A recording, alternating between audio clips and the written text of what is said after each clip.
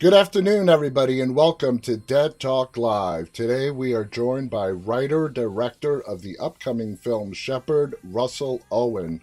Russell, thank you for being here with us. How are you doing?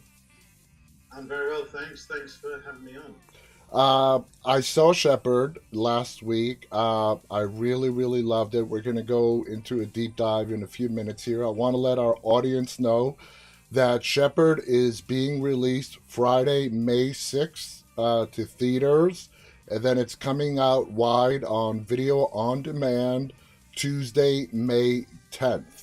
So you must be excited. The big day is almost here. I always love asking this question because I get a wide variety of responses. What's your feeling leading up to the release? Is it nervousness, anticipation, excitement? What are you feeling right now? Um, Nervous because the reactions are always different wherever you go. So it's only ever been released in the UK. Now it's the US, and then from the US, then the rest of the world gets to see it. So I've no idea what people are going to think. So yeah, it's a bit nerve wracking, and it has been a labour of love to make it. So yeah, nervous but very interesting. It's interesting as I was preparing this episode and I was getting it all scheduled. There are a lot of people that have questions out there, like the ending explained. Your review, your opinion on this movie, because it does leave people. You don't answer. You don't hand the movie over on a silver platter. You leave it a lot up to viewer interpretation. Before we get into that, I want to start off and talk about the cinematography. First of all, the location is just absolutely stunning. Was this shot in Scotland? It was shot on the Isle of Mull, which is just off the west coast of Scotland. It's one of the more remote parts of Britain, and particularly the west side of that island. I mean, once you get onto the island, if the weather's good enough and you get the ferry and get everything over there, then you've got another hour's drive to the other side, and the Wow. roads are tiny. You can't get trucks there, so not much had been filmed there before. And I had driven the length and breadth of the west coast from Wales and England and up through Scotland, and it was the last place I could find before having to patch a few other places together. And I turned around this corner. I remember it's on the other side of Mull, and I saw the view of what in my head would be the island from the top of this road coming around this corner. And I slammed my brakes and went, "Oh my god, that's it!" And we've been traveling for 5 days trying to find somewhere, and I didn't care how difficult the location it was, or how hard it was to get there, or any of it. I was like, that's the island. There it is. It's Um, absolutely stunning, especially when Tom is taking the ferry over and you see the three mountain peaks in the background. Ah, absolutely breathtaking. Now, a big part of this film is not just the location, is the special effects that you had to incorporate. I'm talking about the fog coming in, coming out. I'm sure the weather did not cooperate with you on the time that you wanted, and you had to bring a lot of that in terms of special effects. But it was beautifully done. How important were those effects to the location, to the storytelling of this film? Yeah, especially with the fog that you mentioned then, it does get very foggy like that around there. And I grew up in North Wales, which is just further down the coast from where that is. And the second fog comes in, it does come over mountains like that and roars in. But there's no, it's every blue. But typically, I think the day after it did that. But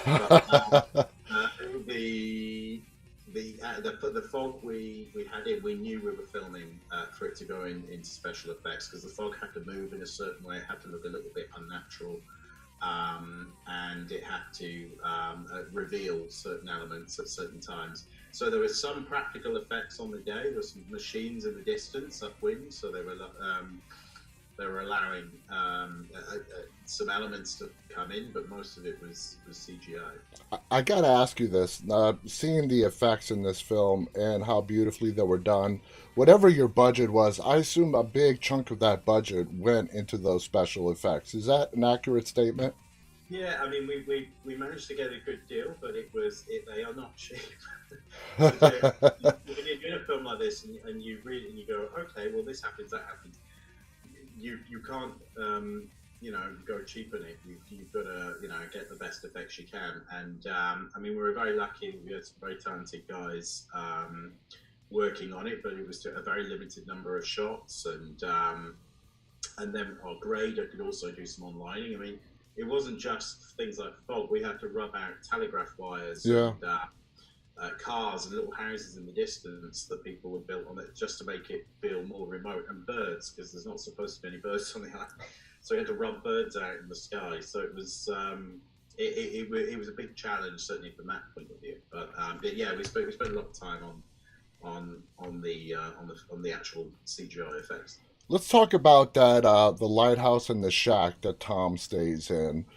Is that something that you guys had to build for the movie, or was it already there and it was perfect for what you wanted? I stupidly just thought if I drove around the west coast of Scotland long enough, I'm going to find the ideal cottage and it's going to be in the ideal location. It's going to be easy enough to drive to with all these kit and crew. And the truth of it was, everywhere I went, all those kind of places are now luxury Airbnbs, Yeah. writer retreats, and all the rest of it. So you don't get that old weathered huts and all the rest of it. And the lighthouse, I first went to Mull because it's got a beautiful lighthouse on one side, and that's also an Airbnb and very nice. So in the end, when it came to production, we decided we'd have to weigh heavily on the art department and build the cottage where it is, and also we built the base of the lighthouse, and then the rest of it was a 7 foot model, and we Mm-hmm. did Lord of the Rings type trickery to sort of fit it into the landscape. And all the interiors they were also built for the cottage. Nice, nice. And So let's talk about the characters here, okay? The main character is Tom. Tom is a person who is riddled with guilt, broken relationships in his life. Let's talk about the guilt, the overwhelming guilt that Tom feels about his wife's death, Rachel, which sort of leads him to isolate, leave where he's living, go to this, desolate island. When you were penning the script, was there any inspiration for Tom, for you? How did you build this story around this main character, Tom? well, originally, the story was based on a sense of isolation. So growing up again in Wales, there was you get a lot of ghost stories, and it's a very ancient landscape. So from medieval stories backwards to pagan stories and all the rest of it. And the Smalls Lighthouse story, which is the same story that Robert Eggers used for the lighthouse, was the first inspiration for it. Two guys trapped in a lighthouse off the coast of Wales. Mm-hmm. I couldn't believe Robert Eggers was making a film, and we were filming at the same time. Mine came out a lot later because of COVID and the rest of it. And Kate Dickey, who's also in the film, had worked with him, and she's like, "Oh, Robert's making a film." I was like, "What?" And but over the moon, because I really wanted to see that faithfully brought to life. It's a famous Welsh ghost story, but the character himself, over the years, because I wrote this a long time ago, I used to take the script off the shelf and add to it to help build the character. And one thing that really informed it, I had a friend who lost his life, who was depressed, and he would give me a very good insight in how it felt to be depressed. One was, it's like a horror film, so you're in a horror film, Yeah. which is what Eric, played by Tom, is Yeah. in this environment, which is like Hammer horror. So you have everything's a little bit off. The house is off, the cottage is off, the lighthouse is off. There's gas lamps. You've got the lightning. You have a traditional horror setting, but also he had an overwhelming sense of guilt, which he couldn't quite explain. So he wasn't guilty of anything, but he had suffered from that, and that was just a really interesting in. It's like, okay, so if I put this character in, what I need to give him a purpose. What's he guilty of? and I had written a whole first act with him and his wife, and then she dies. Um, which I removed, which only because it gave you way too much of an insight into their relationship. So by the time he got to the island, you'd have a completely different perception of it. Yeah. So you gave too much information, and so and Tom's such a great actor. For him to know that first act and then to remove it when he plays it, he just adds all this intrigue Oh yeah. and Was it hard for you to find your Eric Black when till you ultimately settled on Tom? yeah, it was. It was. I had no idea when I'm usually write something. I've written tons of it, and I usually have like lots of famous actors in mind, and I had one or two, but they weren't. They didn't quite fit the mold either. They didn't look physically like they'd be able to go off on an island Yeah. and on sheep, or they were. I hadn't seen them in similar roles, and the same with Son. I hadn't seen Tom in a similar role, and there were some huge names getting put forward, which is amazing because it wasn't a big budget film, Mm-hmm. and people very keen on doing it if I could move the time to fit around their other films. Yeah. But Gemma Sykes, who's a casting director, a genius casting director, she kept putting Tom on top of the list and said, "This guy, you need to check him out." So okay, well, I've seen him play Prince Albert in the Victoria TV series, and I've seen him in a couple of other things, Ricky Gervais, Cemetery Junction, Yeah. but not this character. What makes you think he can do it? And she sent me an episode of Paula, which is a BBC drama where he plays this psychotic guy. And I must have watched about 10 minutes of one episode. And I thought, oh, well, yeah, okay, that's it. Yeah, is he free? Can you do it? Because no one's available. And he was, and I was like, oh, thank God. So the pieces fell into place. Exactly, yeah, and he's such a great actor. I mean, 1, 2 takes, and he immediately knows exactly what you need. Let's talk about Glennie Black. And by the way, I got to say, kudos to you for casting Greta Scacchi. Uh, it was so good to see Greta back on the screen. She's an amazing actress, and I was just delighted to see her back on the screen. Now, Glennie plays Eric's mom, and they have a very complicated relationship that doesn't really get explained except in dribs and drabs. She's upset at him for leaving her and her father, and not much is explained. How did you want to portray the dynamics between Eric and Glennie? Well, funny enough, their relationship is based on somebody else's friend of mine's relationship with his mum that was so intense growing up. I remember going around for dinner and they would have these huge arguments about. And even today, obviously they don't live together anymore, but like I see them occasionally and have these really. And I used to find it so fascinating and a very sort of. So it's an exploration really of that, particularly with being an only child, that maternal relationship, but with a huge jealousy for him to go off with anybody else or the Yeah. wife. And so that, it's not that she really has anything against the wife, it's the fact that she has stolen him from her and she lives alone with her thoughts and she's lost it. So she's almost like what Eric could become because he's lost his wife and he was jealous because he thought she was having an affair and so Yeah. on. So she's almost a reflection of his future. And again, going back to casting, I mean, Greta Scacchi, she's Gemma said, "Oh, what about Greta Scacchi?" I was like, "Well, not going to be able to get Greta Scacchi." And then next minute, "Oh, she's read the script. Yeah, she's on the plane. She loves it." I was like, "What?" And she's like, because she still looks great, and she's like, "Can I have a wig so my hair looks rubbish and really dowdy clothes and all this kind of." So buried her in makeup and she really just fit the part Oh yeah. beautifully and looked like a proper old British weather-beaten farmer. She looked great. Let's talk about the whole concept of shepherding and so on. What made you decide to make that like the family setting for Eric and what he knows to do. It just seems very old fashioned, very old school.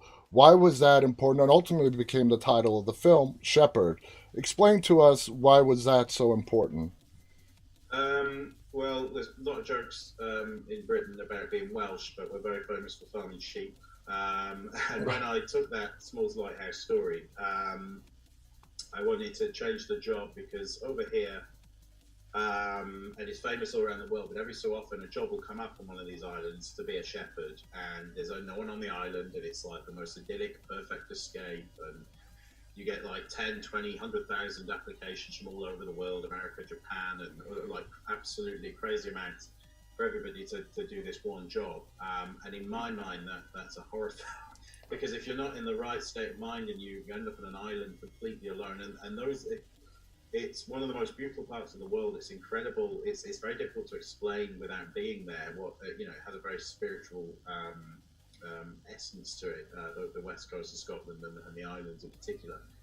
Um, but they can also be terrifying as well because when the weather comes in off the Atlantic and it comes Mm-hmm. straight across the top of Ireland and just hits it like a it can be. I mean, I was in the most terrifying storm I've ever been in, being up there.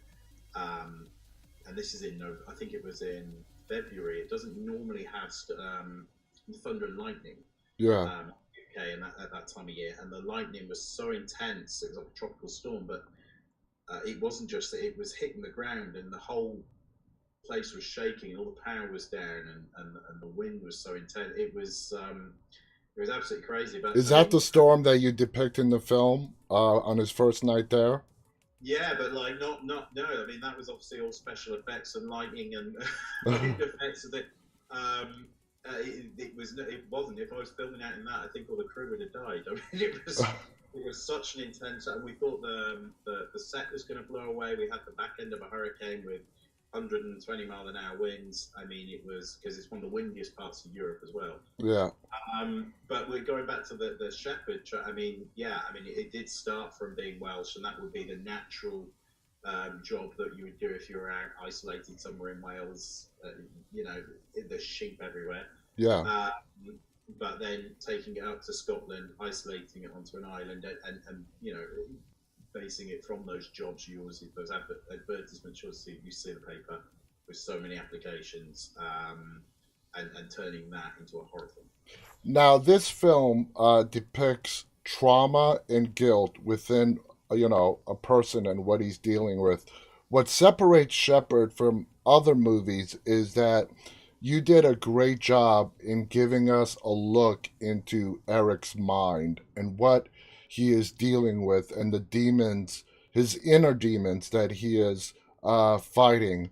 Both as the writer and director of this film, was that a challenge for you on how to accurately portray it on the screen? Yeah, I mean, I hadn't done much before. I'd done a lot of commercials, very different ones. Commercials about whiskey or credit cards or fashion, and like really glamorous models and celebrities. I'd never, and I'd done a zombie film, which I hadn't written, and I was like just jumped straight into it 3 weeks. So I always saw this as my first proper debut, my first chance to get my voice out as a writer and director. And of all the films I've written quite a lot of screenplays as you do over 15 years of waiting, and this was the first one. And the reason I wanted to make it was because I wanted to get it out of my head. Yeah. I'd had all the imagery and the visuals for it in my head since 2005 when I started writing it, and in particular the cottage and all the rest of it. And when I picked it back off the shelf and I was like, great, I've been working on this 15 years and we got to storyboarding it, I was sending the script out. I recognise that all the actors, particularly Tom, was also there's not much to bounce off. You've just got the landscape and Yeah. there's occasional phone call and visiting people in dreams and but other than that, it's largely him and his dog, and then the dog disappears halfway Oh. through the film. And so how are you going to interpret that? And I have always been, I've always been a big lover of cinematography, sound design, and putting every penny on the screen, and the storytelling comes through. So I had to be on my A game as a director. The storytelling comes through his costume design, the props that are in the set itself, the color palette, the how the camera moves, sounds, for example. You know, a wave crashing on the beach isn't actually a wave; it's lots of bottles that are broken and then duplicated, but it Yeah. sounds like a wave. To create an overall painting of what it is, because the story it has to come across visually, and then it comes down to the decisions you make in the edit room. As are we telling too much of a story? Are we not? And No. I did have like Kate Dickey's character, the fisherwoman in the boat. She told a whole backstory to the island. It was a brilliant, creepy story. It was amazing, but it just gave too much information. So when you got there, you were expecting all sorts of different things. Yeah.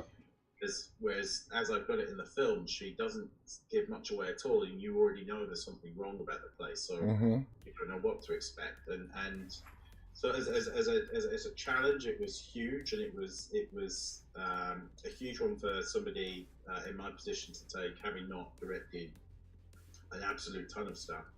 But I thought if I can pull it off, then at least I can go, great, I've done that, and I'm very proud of it. You did. Proud of You all those elements coming together, you working together to tell the story rather than just dialogue. you definitely pulled it off. Now, a final question. Like I told you in the beginning, there are a ton of fans that want the ending explained. Now, I know because I've spoken to so many directors.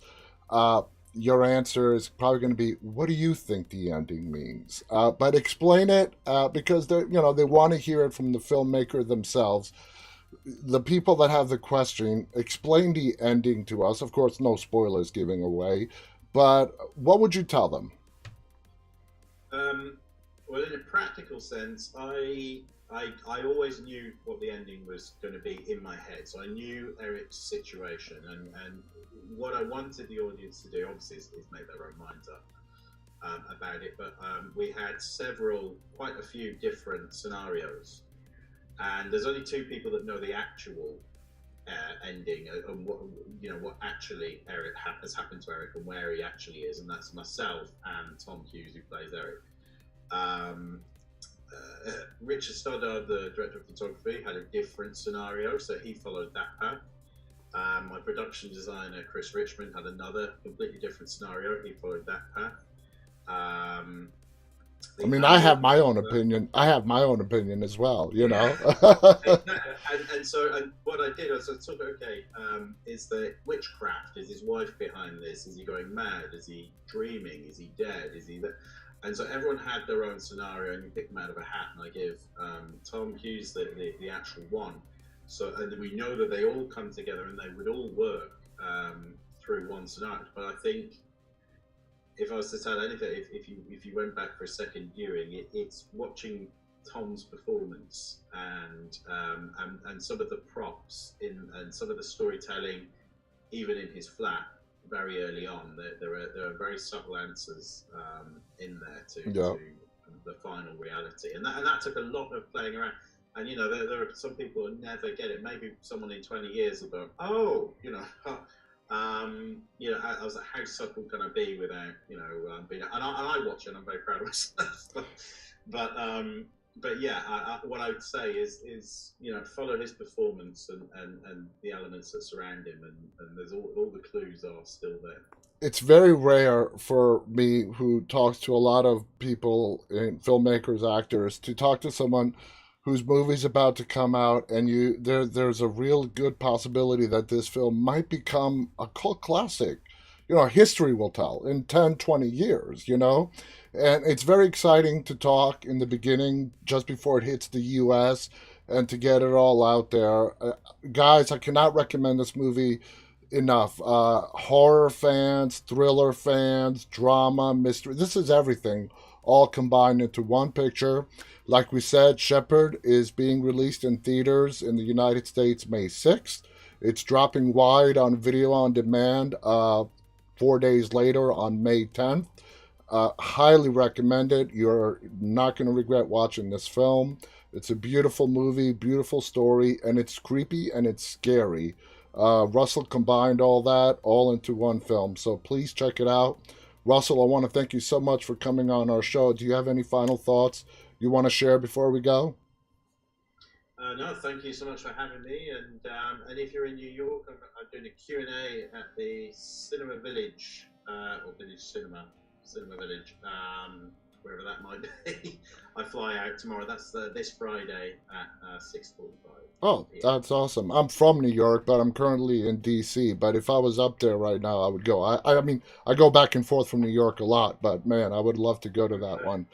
Anyway, thank you to Russell. Thank you to our audience for tuning in live. Thank you for all those who are going to be watching this later on. Again, the movie is Shepherd on behalf of Russell Owen, the writer and director of the film, and myself. Stay safe, stay walking. Bye, everybody.